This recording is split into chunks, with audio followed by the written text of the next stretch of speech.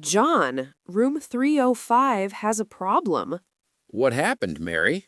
The bathroom is flooded. Water everywhere. Oh, no. Did you turn off the water? Yes, I did, but the floor is very wet.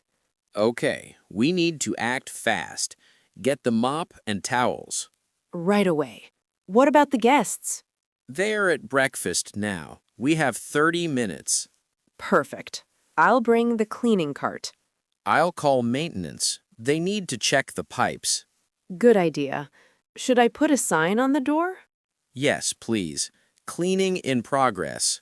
Okay, let's work together on this. You mop the floor. I'll dry the walls. Got it. This is a lot of water. I know, but we can fix it. Work quickly. Almost done. The floor looks better now. Great job, Mary. The room is clean again. Teamwork. The guests won't even notice. Exactly. Let's finish before they come back.